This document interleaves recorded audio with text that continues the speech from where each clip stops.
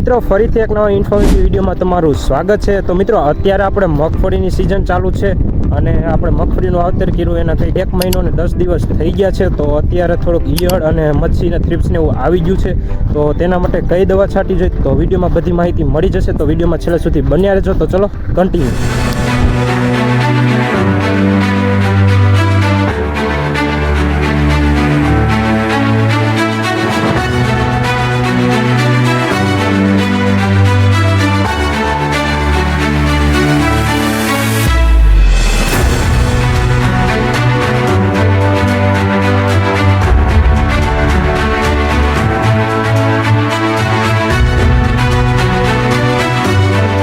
પ્રથમ તો તે આપણે જે ખેતરમાં આપણે દવા છાંટવાની છે ઈયાની ત્યાં આપણે પાણીની વ્યવસ્થા સરખી છે ને એટલે આપણે ઘરેથી લારીમાં ટીપણું ભરીને ત્યાં લઈ જવાનું છે। તો અત્યારે ટીપણું ભરી છીએ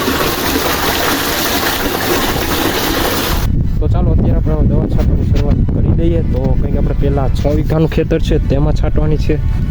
માંડવીમાં મચ્છી અને ઈયળને અટકાવવા માટે કંઈક આપણે આ ઈયળની દવા છે તમે જોઈ શકો છો। કંઈક આ દવા છે તો મિત્રો આ દવા છે તે ફાલની છે અને આ છે એ મચ્છીની ફૂગની એની છે તમે જોઈ શકો છો। કંઈક આપણે આ 3 દવાનું મિક્સ કરીને આપણે છાંટવાની છે।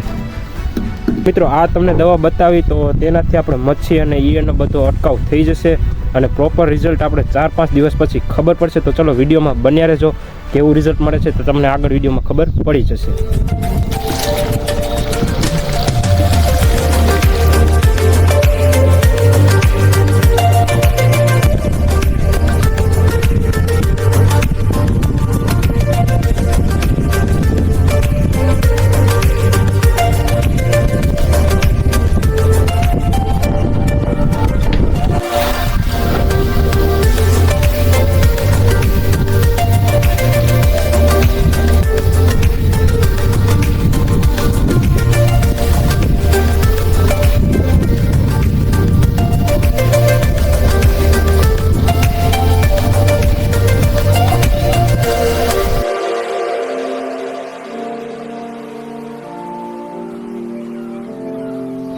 તો મિત્રો તમે જોઈ શકો છો કંઈક આપણે દવા છાંટીને જુઓ કંઈક આપણે આવી મગફળી છે અને આ જે ઈયળ ખાધેલા છે એ પહેલાંના છે અને હવે ઈયળ આમાં છે નહીં અને ફાલ પણ સારો છે। જો સૂયા બેસવા માંડ્યા છે અને છોડો પણ સારો મોટો થઈ ગયો છે।